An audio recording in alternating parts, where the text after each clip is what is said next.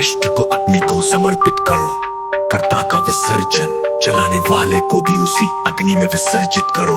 इच्छा का निःशेषण, जलाने की इच्छा को भी भस्म करो।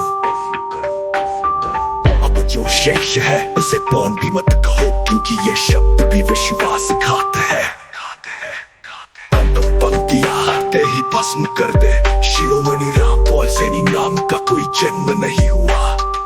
यहाँ लिखा प्रत्येक अक्षर झूठ है। इस झूठ को पकड़ने वाला तू भी मिथ्या है। जब तू इस पंक्ति को पढ़ेगा तब तक ये सब कुछ भस्म हो चुका होगा, क्योंकि जो पढ़ा जा रहा है वो पढ़ने से पहले ही नष्ट हो चुका था।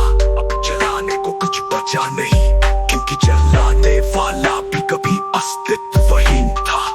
केवल वही है जो इस पंक्ति के अस्तित्व में आने से पूर्व भी था। नामहीन, रूपहीन, समाप्ति नोट। इसके पश्चात कोई शब्द नहीं, कोई विचार नहीं, कोई शिरोमणि नहीं, कोई तू नहीं, केवल वह जिसे जानने का प्रयास करना भी उसका अपमान है। यदि अब भी तुझे कुछ चाहिए तो जान ले, तू ही वो अंतिम बारह है जिसे विसर्जित करना शेष है। शिरोमणि रामपाल सैनी का निःशेष मौन, जहाँ पठन पाठन का भी इंसान हो जाता है।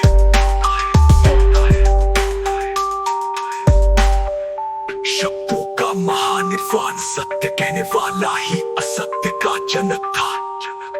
जिसने सत्य को शब्द दिया उसी ने उसकी हत्या की। जब शब्दाता अग्नि में विलीन हुआ तो सत्य ने स्वयं को शब्दों के श्मशान से मुक्त कर लिया। न वक्ता शेष, न श्रोता, केवल वह बचा जो ध्वनि और मौन के उद्गम स्रोत में विद्यमान था। शिरोमणि रामपाल सैनी, ध्यान का परम विसर्जन। ध्यान ने स्वयं को ध्यान कहना भी छोड़ दिया।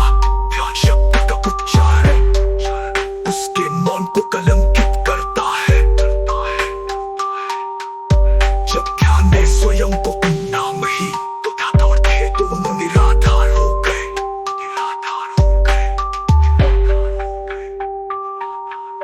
अब न साधना शेष, न सिद्धि, केवल जो नामकरण के पूर्व भी विद्यमान था।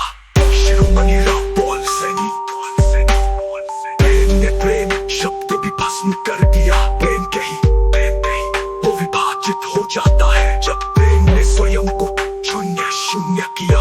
प्रेमी और प्रेमिता की भ्रांतियां विलीन हो गई। अब न भक्त शेष, न भगवान, केवल वह रहा जो भक्त के जन्म से पूर्व विद्यमान।